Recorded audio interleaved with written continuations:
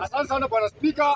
Kwa majina naitwa Komando wa Yesu, Assistant Chief wa Embakasi East, bunge la mwananchi movement. Bwana Spika, nikiingia kwa mada, nimepata hapa kuna member ameleta mada nzuri hapa sana. Ati kwa nini leo ati Wakikuyu na Waluhya wameungana?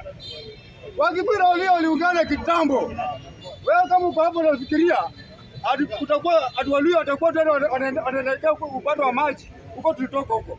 Saa hii sisi kama linda mwananchi tumeamua raundi hii ndugu zetu wa mlima na ndugu zetu kutoka magharibi mwa Kenya tunaenda kushikana raundi hii. Nasikia watu hapo wanalalamika tu, kwa nini Paul ni Njoroge? Ati kwa nini alikuja kule Western akasalimia George Natembea? Kwani Paul na Njoroge akitoka kule mlima Kenya akuja Western kuna makosa gani?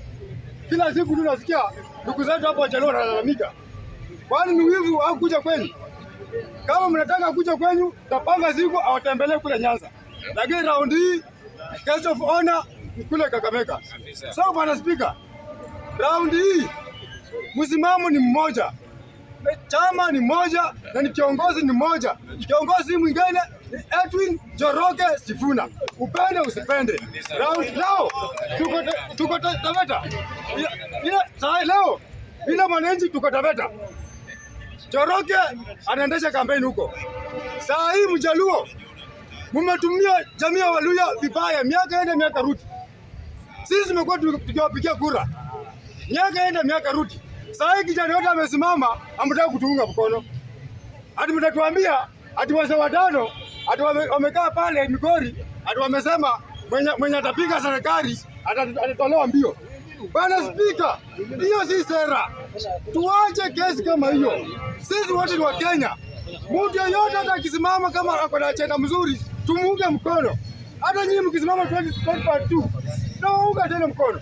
So round hii kama jamii ya Wajaluo ni round ya kurudisha mkono kwa jamii ya Waluhya. Tumewasupport miaka enda miaka rudi. Bwana kwa kukifika kwetu tunaona vibaya. So Friday Edwin Njoroge Sifuna pale Bungoma ground tuko pale. Tutakuwekea baraka ya wazee, tukubariki ukitoka pale na nyota ile yenye ilikuwa ya Raila Amolo Odinga alikuachia. Tutafanya kampeni Kenya mzima. Wale watu wa wivu wale wanakuonea vibaya na visingizio. Unajua visingizio, hata fisi usingizia mwanawe ati anabukula mwanawe akisingizia kwamba ananuka kama mbuzi.